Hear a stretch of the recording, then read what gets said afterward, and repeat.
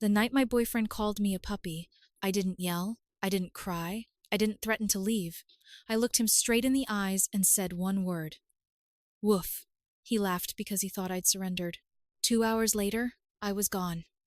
My name is Pat Lovely. I was 29 when this happened, and Marcus Hale had been my boyfriend for 2.5 years. We'd spent the last year living together in my townhouse, a place I'd inherited from my grandmother. I worked remotely as a software developer.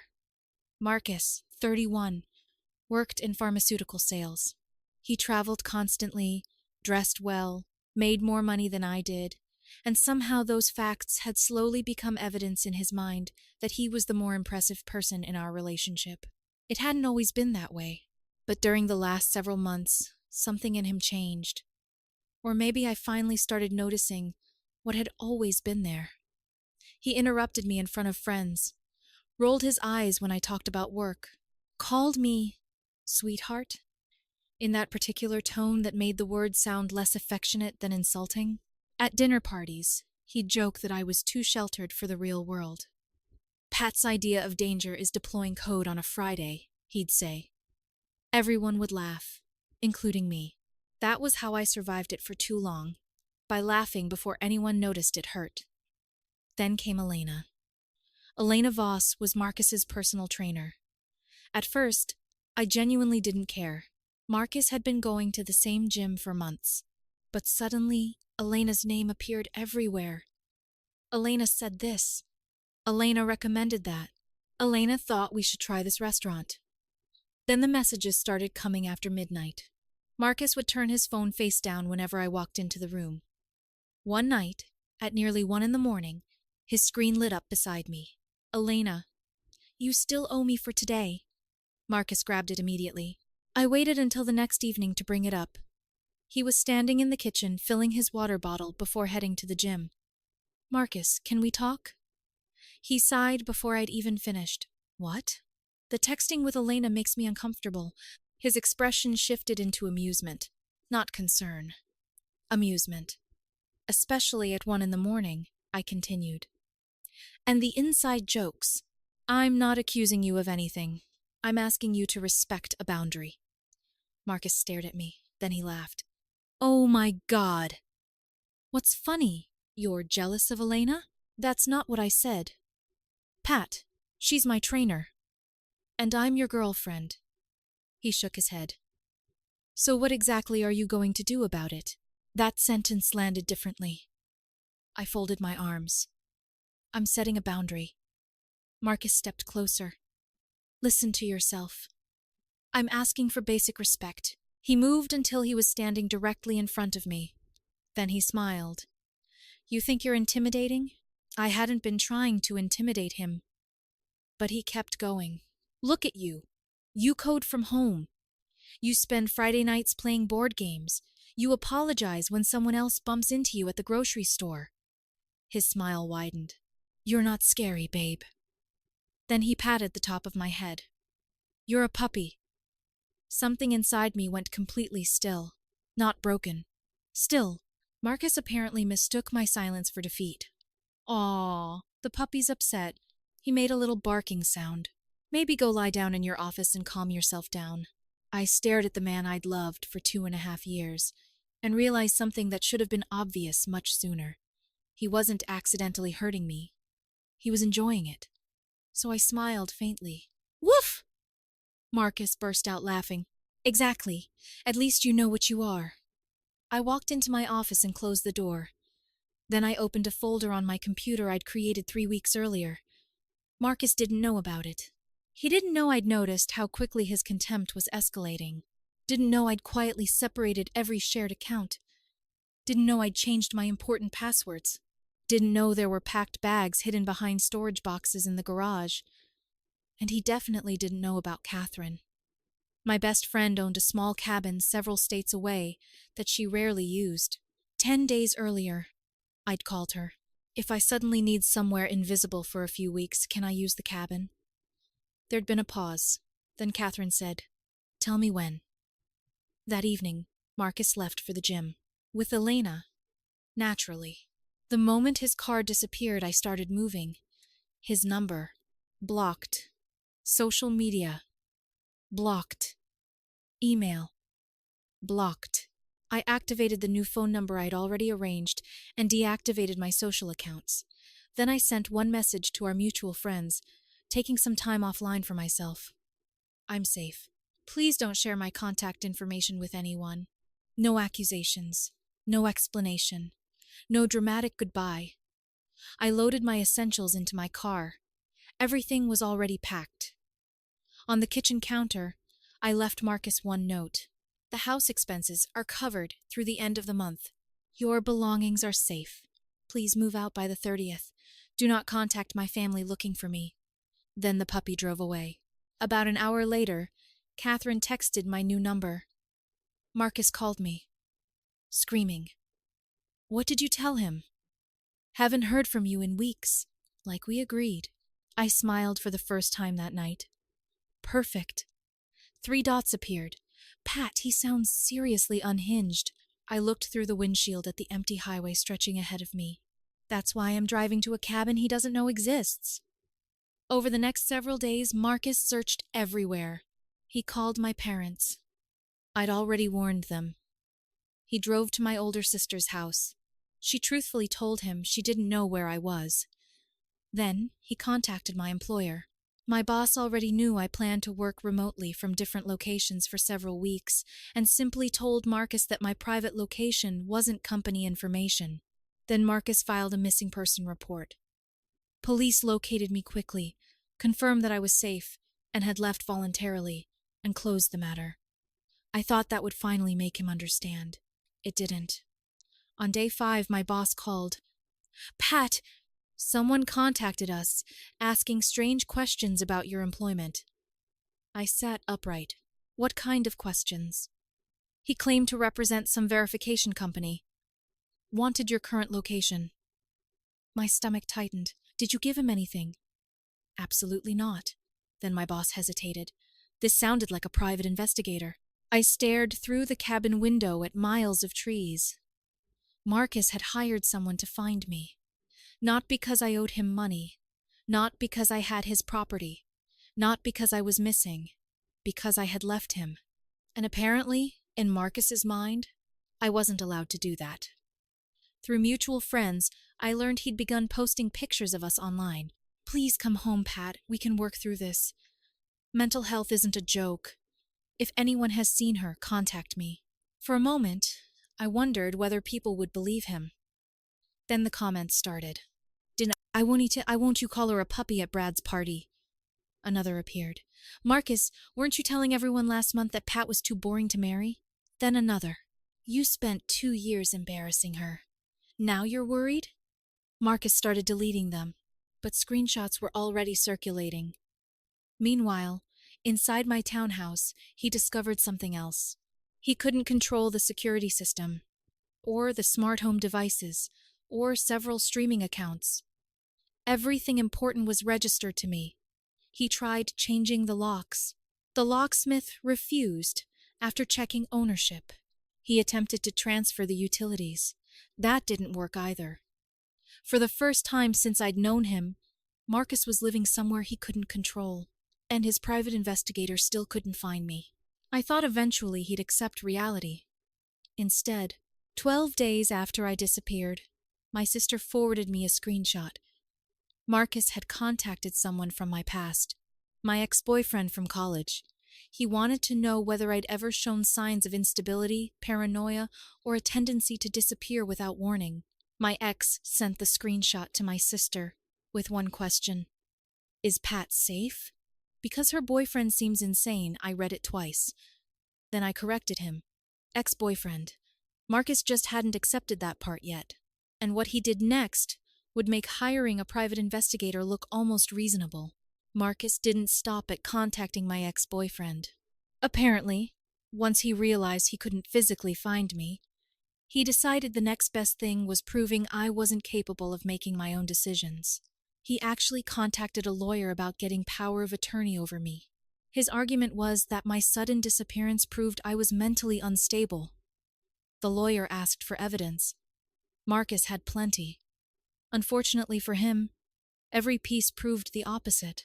The note I'd left showed I'd planned my departure. My credit card activity showed I was buying groceries, gas, and ordinary necessities. The police welfare check confirmed I was safe. My employer confirmed I was still working. The private investigator's report apparently showed the same thing. I wasn't missing. I wasn't having a breakdown. I'd simply left Marcus. The lawyer refused to take the case. That evening, Marcus posted a rant about the corrupt legal system protecting irresponsible women. Catherine sent me a screenshot. I stared at it for several seconds before laughing. "What?" she asked. "He called me a puppy 2 weeks ago. Now, apparently I'm powerful enough to corrupt the legal system." Catherine shook her head. "You know what's bothering him, right?" "What?" "You didn't fight." That stayed with me. Marcus knew how to win arguments. He knew how to interrupt me, mock me, provoke me, until I became emotional, and then point at my reaction as proof that I was unreasonable. But I'd taken away the argument. There was nothing for him to defeat. Only silence. And Marcus couldn't control silence. A few days later, that frustration became something worse.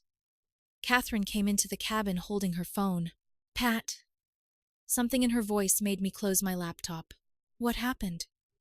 She showed me a Facebook Marketplace listing. My gaming computer. At first, I thought I was looking at an old photograph. Then I recognized the corner of my office. The picture had been taken recently. Another listing appeared, my vintage guitar. Then part of my signed baseball collection. Marcus was selling my belongings.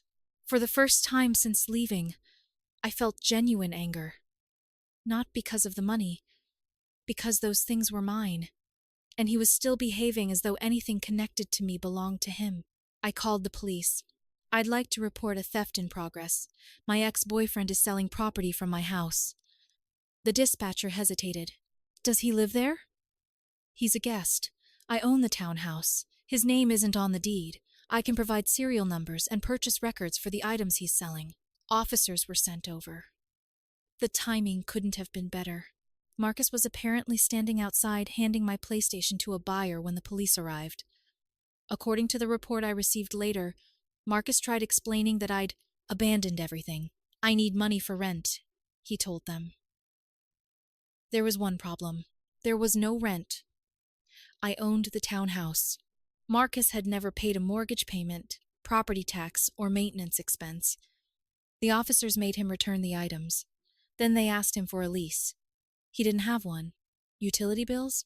Not in his name. Rental agreement? None. He argued that he'd lived there for a year and therefore had rights. Whatever rights he might have claimed, they didn't include selling my belongings. He was told to remove himself and his property within the required time frame. That was when his mother entered the story. Diane Hale called my mother. My mother later repeated the conversation almost word for word. "Your daughter has humiliated my son," Diane said. My mother remained perfectly calm. "Your son called my daughter a puppy and mocked her for asking him to respect their relationship. She disappeared without explanation." She left him a note. "He's devastated." Then perhaps Marcus should think about why Pat believed disappearing was safer than arguing with him. Diane apparently went quiet. Then she said, "You raised a very cold woman." My mother replied, "I raised a woman who knows when she's had enough." That should have ended it. Instead, Diane drove to my workplace. Security stopped her in the lobby. She demanded to speak to me, insisting I was experiencing some kind of psychological episode. My boss eventually came downstairs. "Ma'am, Pat is working remotely." "I need to know where." "No, you don't. Her boyfriend is worried sick. My employee's private location is none of your business." Diane threatened lawsuits. My boss threatened to call security. Diane left. Meanwhile, Marcus finally moved out of my townhouse, but he still wouldn't stop searching. Even Elena got involved. Yes, the personal trainer, who was supposedly irrelevant. She messaged my older sister on Instagram. "Marcus is really worried about Pat. Can you at least tell him she's safe?" My sister replied, "Police already told him she's safe. Pat chose to leave a toxic situation. Also, aren't you the woman he was texting at 1 in the morning?" Maybe stay out of this. Elena blocked her. When Catherine showed me the screenshot, I laughed so hard I nearly spilled my coffee. For several days after that, everything went quiet. Too quiet. I started wondering whether Marcus had finally accepted it. Then my bank called. Miss Lovely, we've detected multiple failed login attempts on your accounts. My stomach dropped. From where? The representative named the city. Marcus's city. My city. My old home. Someone had repeatedly tried different password combinations, then attempted a password reset. They'd even tried answering my security questions. There was only one person who knew enough about my old passwords to do that. That's my ex-boyfriend, I said. The representative paused. Would you like us to document this as suspected unauthorized access?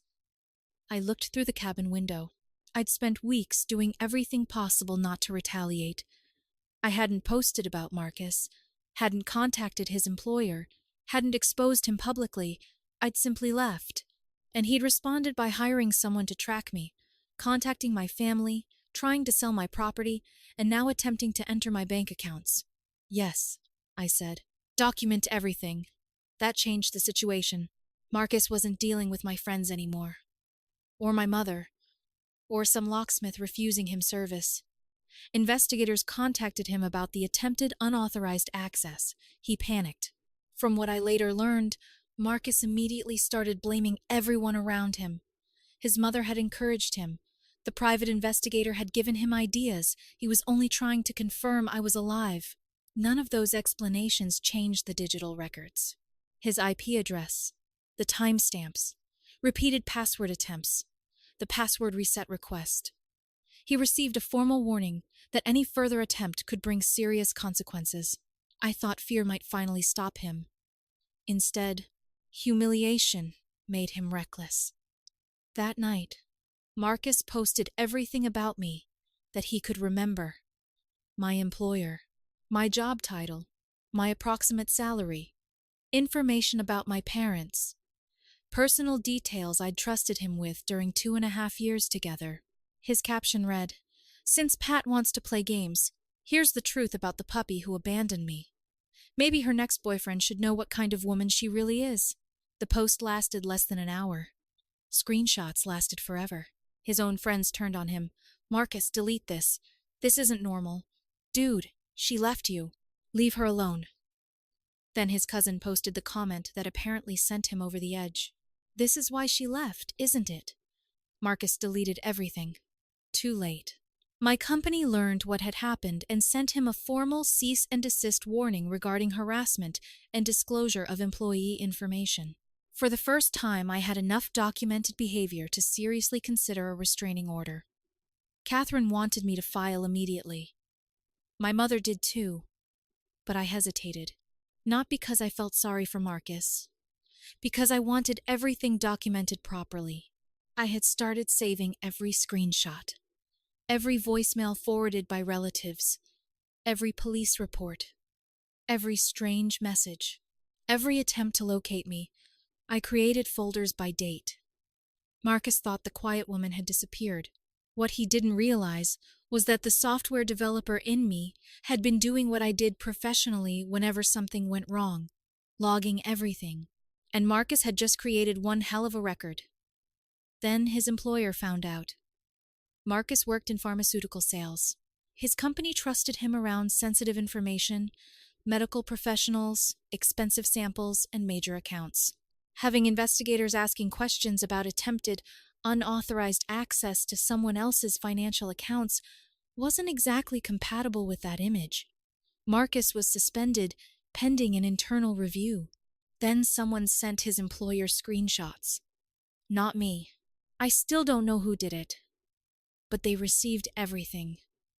The harassment, the doxing, the police involvement.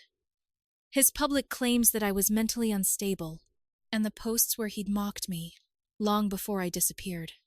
3 days later, Catherine walked into the cabin while I was making coffee. She placed her phone on the counter. "Marcus got fired." I stared at her. "What?" "Not suspended. Fired." For a moment, I didn't feel victorious. I felt strangely empty. Because I remembered the Marcus I'd met 2.5 years earlier, the charming man who used to bring coffee to my desk and tell people he admired how independent I was. Somewhere along the way, admiration had turned into contempt, and contempt had turned into obsession. Without his salary, his carefully curated lifestyle began collapsing. The expensive apartment he'd planned to move into disappeared. The designer clothes stopped. And Elena? She dropped him. Whether she'd been sleeping with him or not, I never found out. By the end of the month, Marcus Hale, the man who had spent years bragging about his independence and success, was back in his childhood bedroom at 31. I assumed that would finally be the end. I underestimated him. Because Marcus had lost his house, his girlfriend, his career, and most of his friends. But there was still one thing he desperately wanted back. The story. And if he couldn't control me anymore, he was going to control what everyone believed about me. Marcus's final strategy was simple. If he couldn't make me come back, he'd make himself the victim. A few weeks after losing his job, he launched a blog about surviving narcissistic abuse. He never used my full name, but anyone who knew us understood exactly who he meant. According to Marcus, I hadn't left because he'd mocked and belittled me. I disappeared to punish him. Blocking him was psychological warfare. Changing my number was coercive control. Even asking him to leave my townhouse became financial abuse.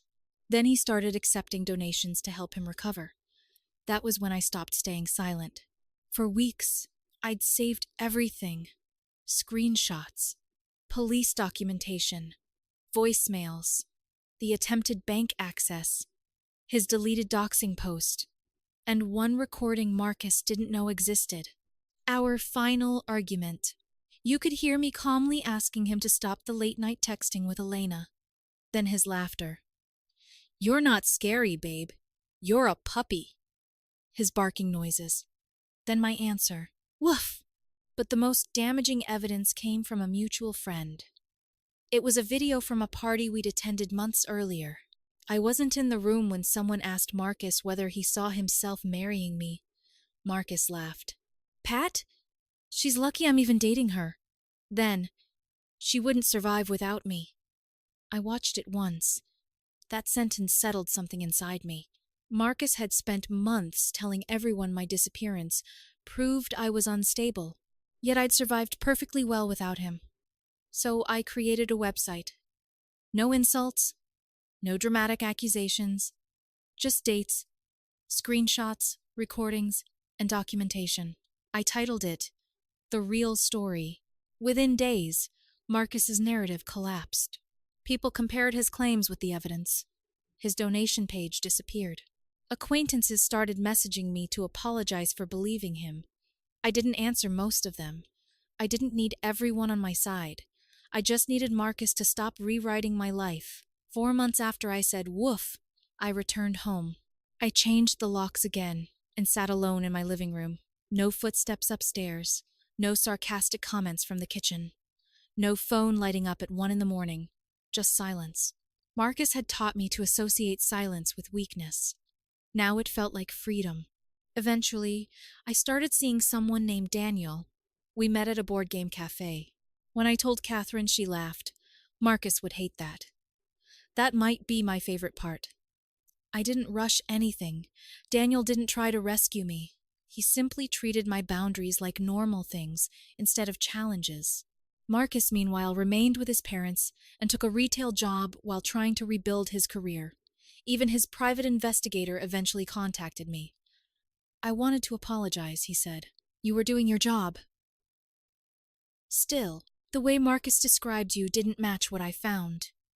"What did you find?" He laughed. "A woman working remotely from a cabin. You were basically a ghost. That was the plan." "Smart move." I smiled. "Woof," he laughed. "Exactly. By then, I'd obtained a restraining order. Marcus couldn't contact me, my family, or my employer. And he couldn't come near my house or workplace. His mother sent mine one final message. "I hope you're happy. You raised a woman who destroys men." My mother's response was simple. I raised a woman who knows her worth. Months later, Marcus made one final attempt through a mutual acquaintance. Marcus wants you to know he's sorry. He hopes someday you can both move forward. Once, I might have wondered whether I owed him closure. I didn't anymore. I deleted it. Maybe I could have formally broken up with Marcus that night. Maybe I could have stood in the kitchen and explained exactly how much his contempt had hurt me. But I'd spent 2 years explaining myself to someone who treated vulnerability like ammunition. Leaving was the first decision that didn't require his approval. Marcus thought calling me a puppy meant I was soft, harmless, easy to control. What he never understood was that strength doesn't always announce itself. Sometimes it quietly changes the passwords, packs the car, closes the door, and disappears. I never needed Marcus to fear me. I only needed to stop caring whether he respected me. The last time someone asked whether I'd ever speak to him again, I smiled. No. No speech. No revenge. No barking.